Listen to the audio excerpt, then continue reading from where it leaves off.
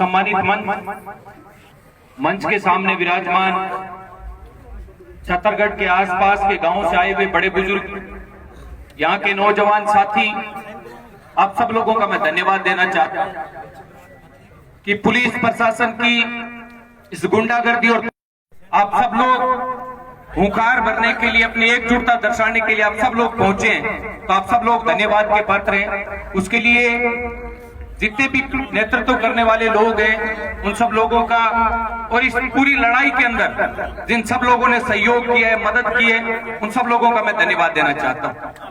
इस लड़ाई के अंदर जब नोपाराम जी से बात हो रही थी तो उन्होंने बताया कि छत्तरगढ़ थाने के अंदर थानाधिकारी है सुरेंद्र कुमार जी, जिनका आतंक, जिनकी गुंडागर्दी, जिनकी तानाशाही दिन प्रतिदिन बढ़ती जा रही है। तो एक बात मैं आप लोगों के माध्यम से थानेदार जी तक पहुंचाना चाहता हूं। वैसे भी मैं तेज आवाज का व्यक्ति हूं तो मेरी आवाज जरूर उन तक पहुंचती है, तो मैं उनको सचेत कर देना चाहता हूं, ये मैडम की सरकार नहीं है, ये मैडम की सरकार नहीं है, ये सरकार चेंज हो चुकी है, इस बात का ध्यान रखें। और ना ही खाजूवाला का नेतृत्व करने वाला व्यक्ति कमजोर है। खाजूवाला का नेतृत्व करने वाला व्यक्ति विधानसभा के पटल पर यहाँ की किसान की आवाज को मजबूती के साथ रखने वाला व्यक्ति है। इसलिए आपने भूल कर दी, आपने गलती कर दी। वो समय पहले वाला अलग था, आज का समय, आज का दौर परिवर्तित हो चुका है। इस बात का आप ख्याल रखें। आज से 15-20 दिन पूर्व इस प्रकार की गुंडागर्दी बीकानेर जिले के लूणकंद विधानसभा के नापासर गांव के अंदर हमने देखी, जहां संदीप कुमार जो वहां के थानाधिकारी थे, जिन्होंने किसान की आवाज को दबाने के लिए किसान प्रतिनिधियों पर झूठे मुकदमे दायर किए, उनके साथ दुर्व्यवहार किया। मैं बताना चाहता हूं थानेदार जी, आपके घर जो आटा पहुंचता है, जो पैसे पहुंचते हैं, वो किसान के घर से पैसे आते हैं, आपके बाप के घर से नहीं आते। इस बात का ख्याल रखें। चाहे कोई भी जनप्रतिनिधि हो, चाहे कोई भी कार्मिक अधिकारी हो, उसके घर जो पैसा पहुंचता है वो जनता के टैक्स के रूप में निकलकर उनके खजाने तक पैसा पहुंचता है। इस बात का वो ख्याल रखें। वो सदैव जनता के नौकर है और सदैव जनता के नौकर रहेंगे, इस बात का वो हमेशा ध्यान रखें। जिस प्रकार के झूठी साजिश के तहत यहाँ के किसान के बेटों पर मुकदमे दायर करके उनके साथ आपने मारपीट की, दुर्व्यवहार किया, एक सोची समझी साजिश के तहत यहाँ के पीड़ित लोगों की बात करें तो सैकड़ों लोग ऐसे होंगे जो पिछले काफी समय से आप लोगों से पीड़ित हैं। इस बात से स्पष्ट होता है कि आप चोर हैं, आपकी नीयत के अंदर खोट है और आप अपना बोरिया बिस्तर बांध लीजिए, आपको घर की ओर रवाना होना पड़ेगा।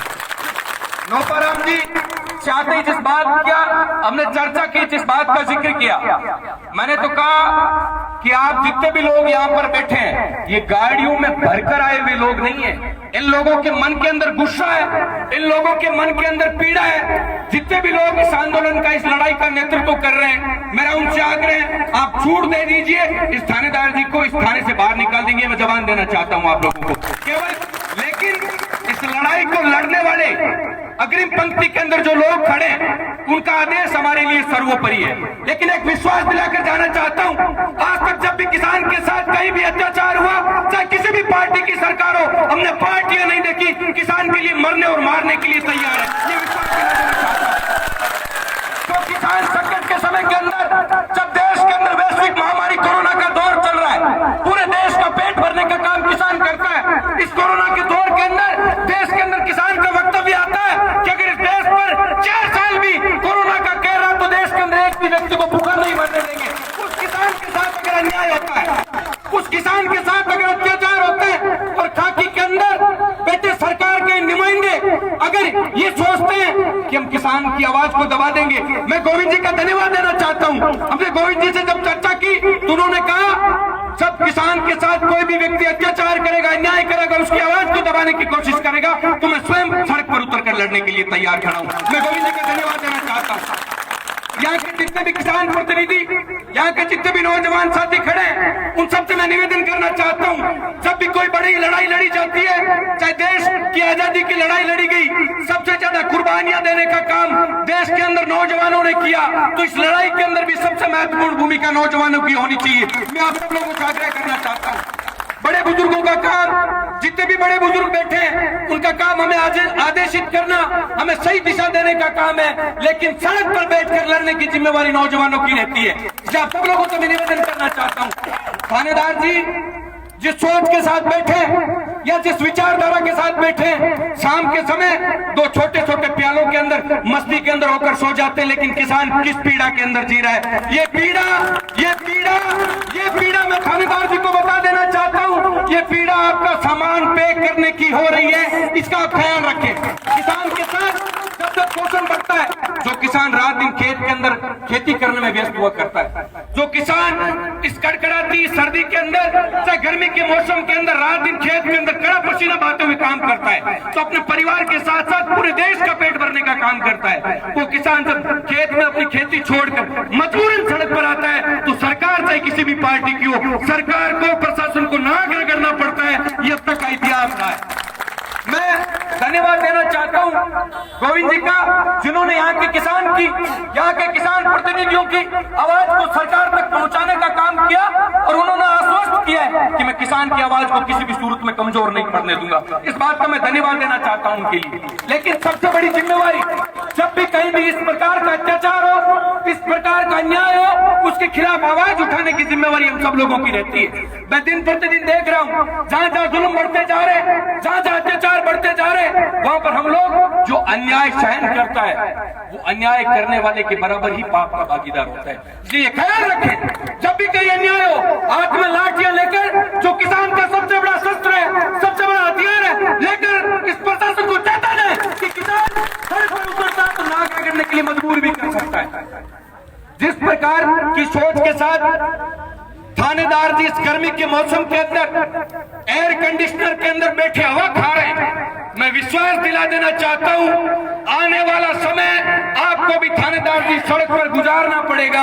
आपने जो अन्याय किया है, जो अत्याचार किया है किसान पर, क्योंकि किसान से बड़ी हया किसी व्यक्ति की नहीं हो सकती, तो रात दिन खेत में काम करता है, उस किसान के साथ अगर आप इस सोच के साथ एक सोची समझी साजिश के साथ अगर उस पर अन्याय करते हैं, तो निश्चित तौर पर आपका क्या असर होगा, उसका परिणाम भुगतने के लिए आप तैयार रहें। मैं एक विश्वास दिलाकर देना चाहता हूं, जितने भी किसान प्रतिनिधि, जितने भी नौजवान साथी खड़े, जिम्मेवारी देने का काम जो अग्रणी लोग बैठे हैं वो करेंगे। मैं तो एक वादा करके जाना चाहता हूं, थाने के अंदर घुसने की आवश्यकता पड़ी, पहली लाठी पहली गोली खाने के लिए सबसे आगे खड़े रहेंगे, ये वादा करके जाता हूं, इस बात का विश्वास दिला देना चाहता हूं। लेकिन इस समय के अंदर जो गुस्सा, जिन लोगों पे अत्याचार हुए, जिन लोगों पर अन्याय हुए, उनके साथ साथ हर आसपास इस थाना क्षेत्र के अंदर निवास करने वाले प्रत्येक व्यक्ति के अंदर वो गुस्सा होना चाहिए। आज हो सकता है छत्तीसगढ़ थाना क्षेत्र के अंदर इस प्रकार का गलत कृत्य हुआ हो, इस प्रकार की कुप्रथा की शुरुआत हुई हो, लेकिन आने वाले समय के अंदर इस प्रकार की प्रथाएं बढ़ेगी अगर हम लोगों में एकजुटता रही। आप देखेंगे, चाहे व्यापारियों की देख लें, हर किसी लोगों के अंदर एकजुटता मिलेगी, लेकिन सबसे ज्यादा बिखरा हुआ काम हम किसान लोगों का है। जब तक किसान एकजुट नहीं होगा, तब तक इस प्रकार का शोषण बढ़ता रहेगा। मैं इतना ही निवेदन करके जाना चाहता हूं आप सब लोगों से, किसान जिस दिन एक हुआ उस दिन इस प्रकार के लोगों की हिम्मत और जरूरत नहीं होगी कि वो किसान के साथ शोषण करे। इसलिए मैं आप लोगों से अंत में जाते जाते इतना निवेदन करना चाहता हूं कि किसान पर जब भी कहीं अन्याय हो, जब भी कहीं अत्याचार हो, अपना समय निकालिए, एक दिन का समय आपकी आने वाली 5 पीढ़ियों का सुख करके जाएगा, इस बात का भरोसा दिलाना चाहता हूं। लेकिन जिस प्रकार की सोच के साथ प्रशासनिक लोग बैठे, जो लोग खाकी के अंदर बैठे, वो जिस समय खाकी अपने शरीर पर पहनते एक सौगंध खाते हैं कि मैं पक्षपात नहीं करूंगा, मैं भेदभाव नहीं करूंगा, मैं कानून की रक्षा करूंगा। जब रक्षक ही भक्षक बन जाते हैं, जब बाड़ी खेत में खाऊं लाग जाए, तो खेत की रुखाड़ी कौन करेगा? इस वास्ते जक्का लोगों की जिम्मेवारी समाज के मां शांति बना रखने की है। जक्का लोगों की जिम्मेवारी समाज के मां कानून की रक्षा की है। समाज का अगर भक्षक बन जाए, कानून का भक्षक बन जाए, जब मजबूरन किसान ने सड़क पर आना पड़े और लोगों की औकात बतानी पड़े। इस वास्ते मैं जातो इतो ही निवेदन करना चाहूंगा कि अग्रणी जितना भी लोग है, वे लोग जो को भी आदेश करे, और जो को भी निर्णय है, कि निर्णय के सागे आप लोगों ने मजबूती के सागे खड़ो रहना है। जब भी कोई मोटी लड़ाई लड़ी जाए,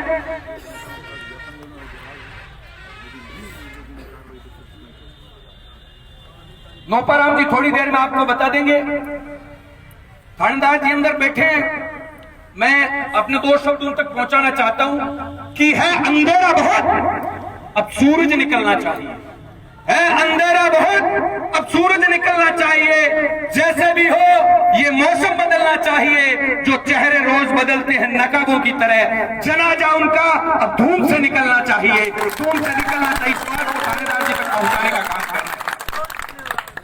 और इतना ही आप लोगों को विश्वास दिलाकर जाना चाहता हूं कि जो निर्णय यहाँ की समिति करेगी उस निर्णय के साथ पूर्ण मजबूती के साथ अग्रिम पंक्ति में खड़े रहेंगे। किसान की आवाज को मजबूती इसी प्रकार से देते रहेंगे, तभी किसान सशक्त होगा, किसान मजबूत होगा। बहुत बहुत धन्यवाद। जय हिंद, जय जवान, जय किसान, जय छात्र शक्ति। अंत में मैं चाहता हूं कि हम 5 नारे लगाएं ताकि कमरे के अंदर बैठे थानेदार जी तक किसान की पीड़ा, किसान की आवाज पहुंचे। नारे लगाएं 5 नारे, लेकिन ताली बजा के पूरी आवाज के साथ, ताकि थानेदार जी को ये पता चले कि यहाँ के किसान के अंदर कितना गुस्सा है।